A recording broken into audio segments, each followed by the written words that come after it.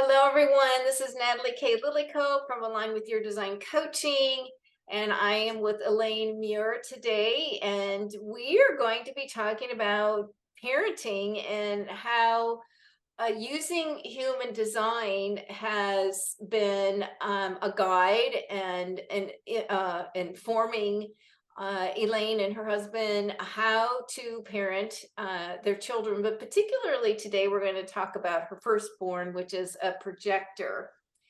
And let's see. Elaine is a manifesting generator. I'm going to show your chart here. So first, we're going to look at Elaine just quickly to give you some context that Elaine has been in human design since around 2004. So, right, that was what you talked about, 2004. We're almost at 2024. So there you go. Great. You can add the numbers up. But Elaine is a manifesting generator. She has 5 centers colored in. She's a 3-6 profile. We talked about her profile experience in human design in another video, if you want to look that up. And the main conversation today is we're going to be talking about her daughter, Vanessa. And Vanessa is a 1-3 projector. You can see she has 5 centers colored in, the 2 at the top, the head and the ajna. And then the 61 to the 24 likes things quiet. They're the thinkers. And then she has the defined ego and the defined center of identity, and then the spleen center. So just to back up just a little bit, just wanted to give Elaine a chance to share a little bit about how she got into human design, and then when that came into play, the education system and education and the human design system came into play as she entered motherhood. Yeah. So welcome, Yeah. Elaine. Thanks for sharing with us today. I'm sure there's a lot of people that are very curious about how to use human design as a parent. Hi, Natalie. Thanks for this opportunity. I think it's the first time I've actually really publicly spoken about it. So this it's great because I have, a good almost 12 years now of applying the human design approach to parenting. And I have a deep desire to cultivate family wellness. And I believe that although I stumbled upon human design, a decade before having children, I believe that it came across my path for the purpose of parenting, because I believe in holding space for the emergence of the children's highest potential, so they could contribute to the world in the most pure and creative way. And because of the way I was raised and how many obstacles I had to sidestep or learn to grow around or through or over or whatever it was, of course, having the 3-6 in my profile, that was not a problem, but it was still energetically exhausting. And it would have been maybe a little smoother ride for me had I had parents who would just kind of didn't bother with certain things, and maybe encouraged others. So that was kind of what brought me to be really excited with my first child and learning the profile. And I'll be honest, I was dumbfounded when I learned it was a projector, because I have no clue what a projector is. So that was sort of what brings me to the topic today. Right. So let's go back and look at your projector child. And so just to recap, and I'll make sure that it congruent here, that you've been in human design, you did your own experimentation, you've always been in the human potential, and for your own personal interest, and that was your profession. You worked in the corporate world teaching wellness and human potential types of training. And then you came across human design in 2004, and Vanessa was born in 2011. So you had time to experiment with it. You probably, like most people, you kind of put it away for a while, and then it comes back on the front burner. And so here you are, you're pregnant, right? You're going to have a baby, and then, you know, here comes Vanessa, and you find out within the first couple of days that she's a projector. How did that happen at the very onset of birth, that you actually had the time of birth and all of that, you had her birth information? Oh, wow. Yeah, I just want to take you back just one bit before, while I was pregnant with her, because of my background, preventative health and kind of promoting wellness, I had a mindset about healing things naturally.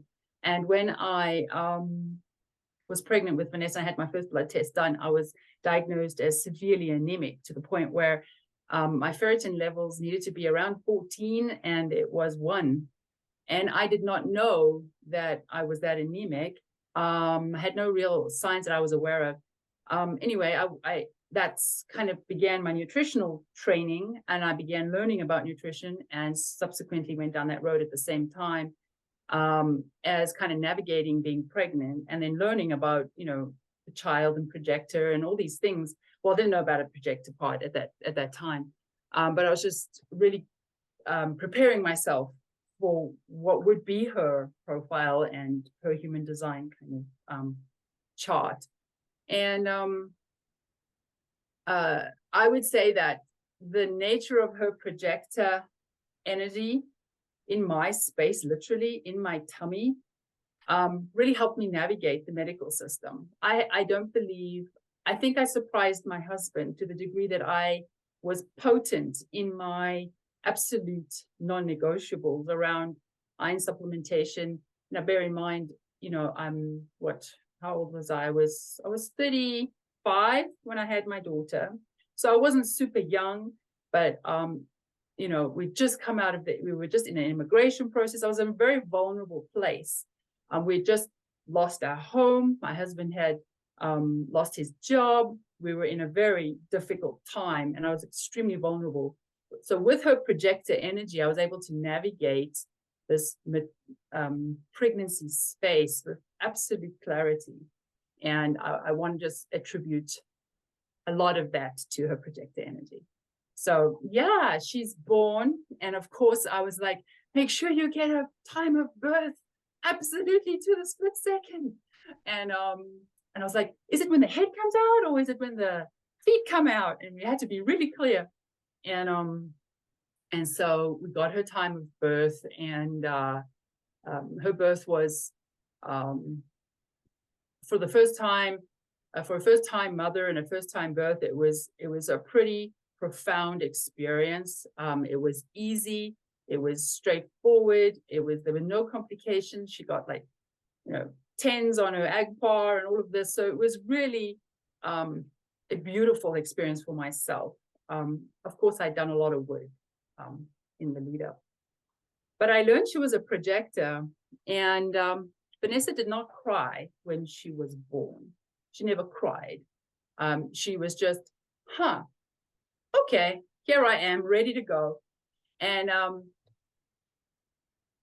when the most profound thing with Vanessa was her aura when she was born. Now, it was a first-time mom. I'd been anticipating this experience of this overwhelming, warm, loving experience, but I received this projector energy, which was so matter of fact and neutral.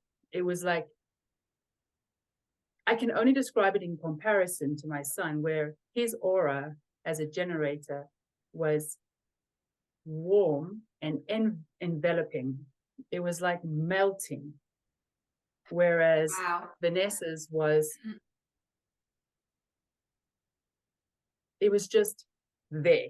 I just don't really know how to describe it other than, but that was one of the most profound differences that I noticed. And I and we think can part go of on. that too is that she's not an emotional being, right? Mm, So the warmth that you get when emotional beings are in a good mood, there mm-hmm. wasn't any of that. And that ego part of her, you know, just, it is very direct and 1-3 profile, very matter of fact, very in the Mm. now. Interesting.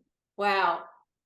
Yeah, and she was so alert when she was born. I think that's the other thing to really notice is in her eyes. Neil, even who has no experience with any of this at that time specifically, was like, "Oh my gosh, she's looking at me." And usually newborn babies are not quite like that. They're not so much behind their eyes, but she seemed to be really behind her eyes, and she was like all over the place. I mean, there are lots of other things, but those are some of the, the, the most profound pieces regarding human design.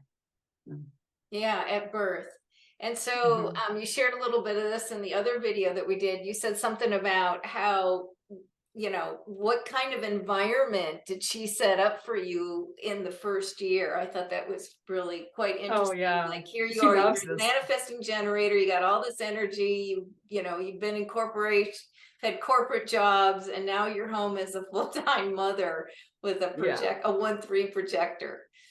yeah, I know. Oh gosh, she loves this part of the story. She loves it. Like I don't know, she just revels in this part of the story. But when Vanessa had this well, I suppose she has, but had at that time um, this profound ability to ground me in my chair. She created this space for the two of us that only the two of us existed. Neil was like not even part of the equation. And she had to literally be on me, literally for 1 year. She literally sat on me for 1 year. I didn't move for 1 year. I nursed her 100. It was 100% like breastfeeding for 1 year. I couldn't leave the room. I couldn't. At first, it was like a matter of a meter, and then it was maybe I could go take a shower, and then it was, oh, I can be in the other room. And I know that this is part of some of the developmental phases that go on with children, but for her, the the the amount of grounding, because of, if you look at our human design charts, I brought her this earthly grounding that she didn't have. And I feel that the experience of us being, her kind of latching on to me, literally and figuratively, for a year was, oh, it was very difficult at first. And I think I mentioned in the other video, I did a lot of reading because that's all I could do. I could only sit and read.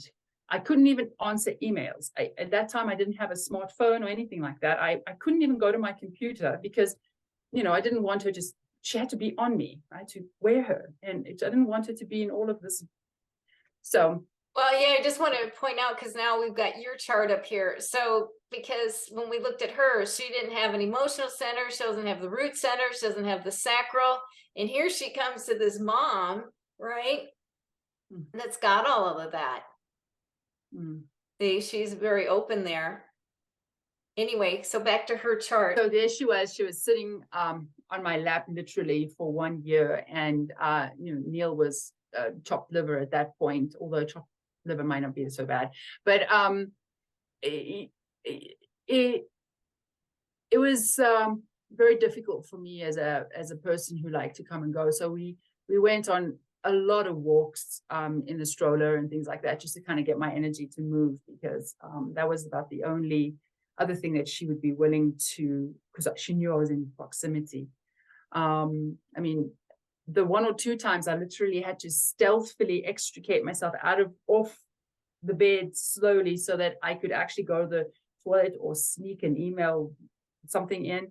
And she would wake up. I mean, literally I would try and lay her down, and it would be like this, like stealth releasing job to try not to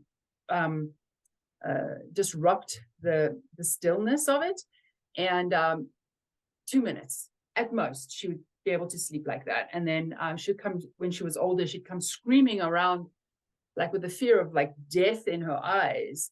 where are you?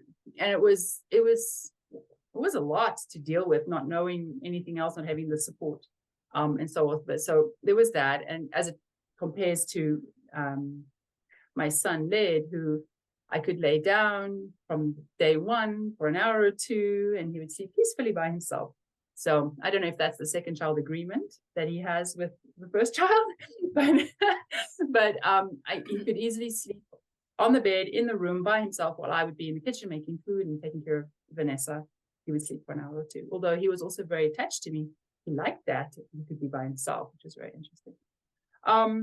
Another thing for the projector that was my husband and I hands down agree that irrespective of all the other parenting methodologies that we studied, like attachment parenting or any books we read around, how to raise children consciously, the difference that has made the difference all along has been human design for the projector specifically, because we have no internal reference point.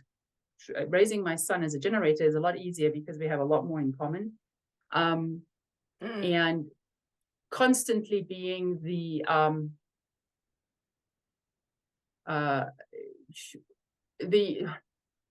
human design has helped us be the interpreter between my projector daughter and my generator son. It's been very interesting to watch that dynamic and try to put in the extra words that helps the other person understand. So one thing my husband and I agreed on is that human design has helped us raise the projector to the degree of, because of her directing and her confidence and her self-assuredness from the age of 2, besides sticking me to a chair for a year, when that was over, she would tell everybody what to do, and that yes was this way and no was that way. And it was very difficult for my parents and my husband's parents to deal with this child.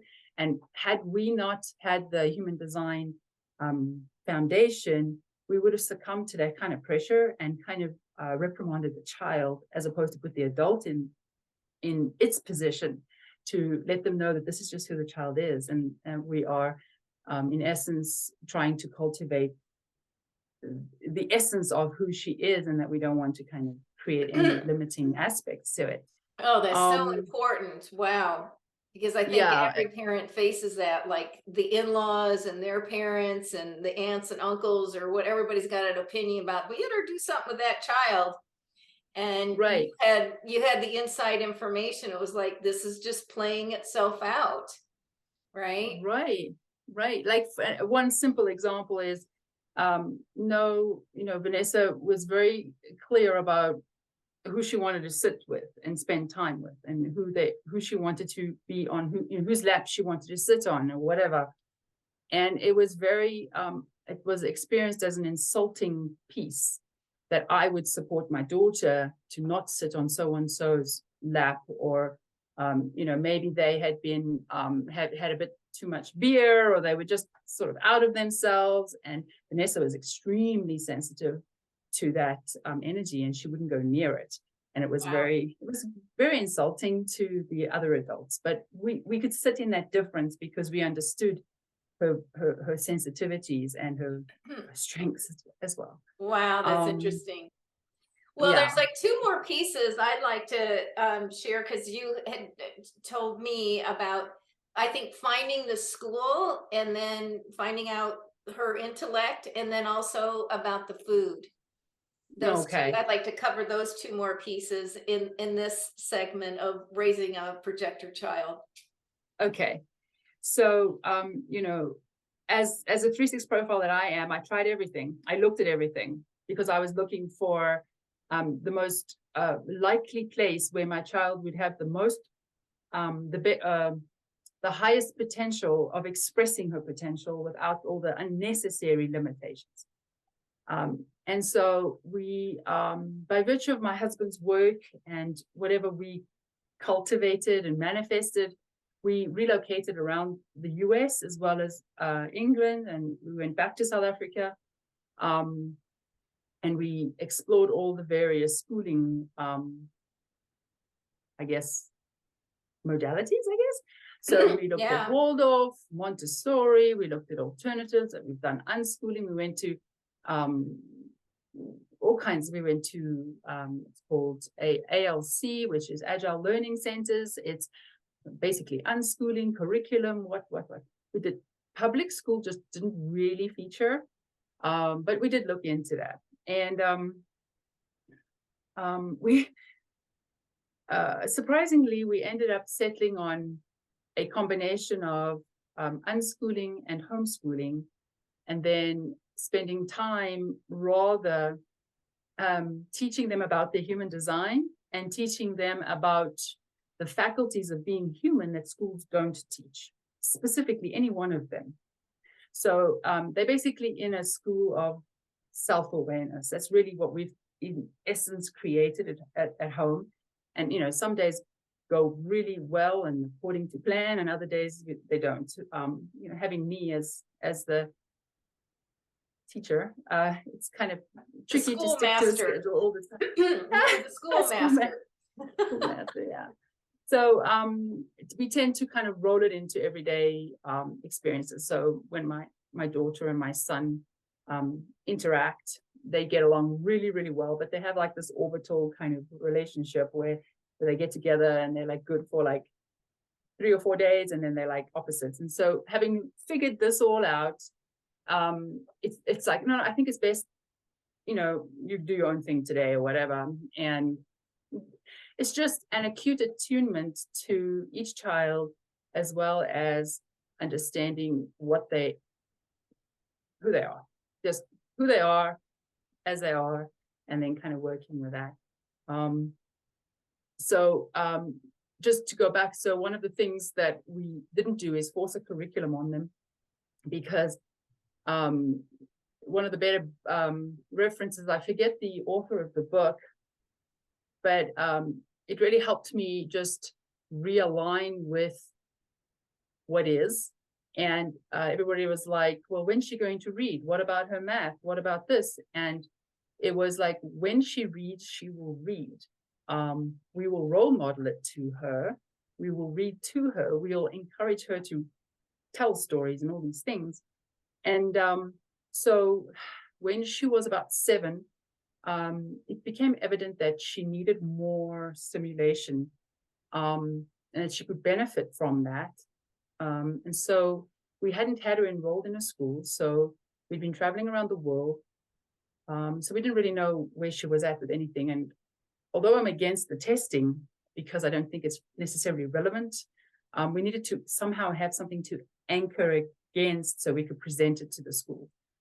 And one of the major disadvantages to the IQ tests is that it presupposes that the child has gone through kindergarten and 1st grade and 2nd grade. So there are these presumptions in the test that put the child like my daughter at a disadvantage. And so in spite of those disadvantages, she scored off the charts in the genius category. So that is not really important per se, but the point of the matter is we let her be, and we try to cultivate that genius as much as possible by eliminating the obstacles, as many as we could feasibly mitigate. And to the point where she was kind of stumbling with her reading. And then one day, in true form, she was sitting in a tree and she was reading Romeo and Juliet, because she's totally into theater and she wants to, and she was playing the roles and she was playing different voices and she was reading it. And I'm like, okay, my job is done regarding reading. And I felt really a huge relief, I will be honest. At the same time, today she devours novels a day. And that's how she does her learning. She reads Greek mythology, and then she reads, I don't know, and then she goes off and she reads something else, and then she's all over the place because she's also 3rd line. So it's like, I just let her go. I just like, okay, you want to learn about that? That's fine. And then we'll infuse the curriculum like basic math when she has the energy for it. So there's that. And then the final piece that I'd like to share with everyone is the food piece. And that was the aspect of human design that really also piqued my interest was the environment in which we hold space for our children, internal environment as well as external environment. And up until I became aware of this aspect of human design, it was really just the emotional environment that I was really working, and the family dynamic environment. Of course, I was trained as a nutritionist myself, so I was applying and it's also not mainstream.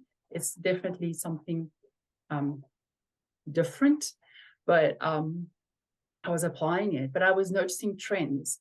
And for example, I would bake some apple and, with butter and sugar and vanilla and cinnamon. And then I would have some vanilla ice cream and I'd put it in a bowl together for my daughter, and I put it in a bowl together for my son. And when I came back to see if they were finished their meal, the one child would have eaten just the fruit and the other child would have eaten just the ice cream. Now, Vanessa would eat the ice cream and Leigh would eat the fruit. And that was consistent. I would create platters of little things for them, and that would be distinct what they would eat. So the projector would eat all the easy to eat food, like the easy digestible food. And they, being the generator, would eat all the challenging food, like dry bread. And he wouldn't want butter on it. I just have to share this one story. It's hilarious. We went to, just as it relates to projected children, we were at a friend of mine is a game ranger in South Africa at a private game farm. And she's the chief biologist, and she runs with her husband the whole farm with the animals. And they have obviously a lodge. And so when we go back to South Africa, we go visit her, and she sets us up and she treats us nicely. So there was dinner one night, and all you had to do was go sit at a table and wait. There was a table for us, so my family and her family. And for some reason, the kids went ahead, and I was taking a bit of time, and the adults were taking a bit of time to get to the restaurant piece. When we got there, Vanessa had organized that everybody in the entire restaurant, and she rearranged the tables to be in one long line like this, and everybody had to eat dinner together. So that was what Vanessa did at the age of 8. She did that all by herself. So needless to say that that's the energy that she comes with in terms of parenting her. She'll rearrange everything according to her style. So it's it was beautiful, it was cute, it was fun in the circumstance, but it's quite startling, actually. You may not be in a social mood, but Vanessa might be, and if you're eating dinner with Vanessa, you might end up having to be social in the circumstance. Well, it's social, but also, projectors are very efficient with the energy. And I'm also, so in the rearranging, that's the energy. So maybe that was a way that, she thought that whether, the more conversation would happen or less, or just how the flow, I've seen that, how would be the flow of this group. And so she came in and lined it up. Very good. That's a great story. Yeah. And I'll share another story. But I had her in a school for a period of time just to try it out, because each of these schools that we tried would allow you to try it out. And I will say that I have never seen so many bruises on her legs as of her running into things, literally running into things. So to me, it's a combination of two things. The energy was so discombobulating for her that she couldn't find her center, and she was literally running into things. She didn't fit into that environment. So that was feedback to me that environment wasn't healthy for her, because then I put her in a different school, which she did attend for a little while. And she was fine. She didn't have any of the same effects. So that's just another story regarding. Yeah, and true to herself, as you mentioned, she has the 1-3 profile, so she's got the experimentation. and that you actually, as the parent, even though you were trying to find quote unquote the right school for her, the best match, she got to sample a lot, which really was a benefit. Both you as the 3-6 and her as a 1-3, is to have that Yeah, experimentation, and that it yeah, just came about as you were trying to find the right place. So, yeah, yeah, yeah, yeah. well, I think So is we'll there we'll, any? we'll wrap it up with those at this point. I'm sure there's so much more that people could learn from you if they're raising a projector child. So please look in the notes where I will put Elaine's contact information if you want to have a conversation or email her about, some of the ideas and things that she tried raising her projector child, or just using human design, you know where the rubber meets the road, as we mentioned, in the family, right there in the home.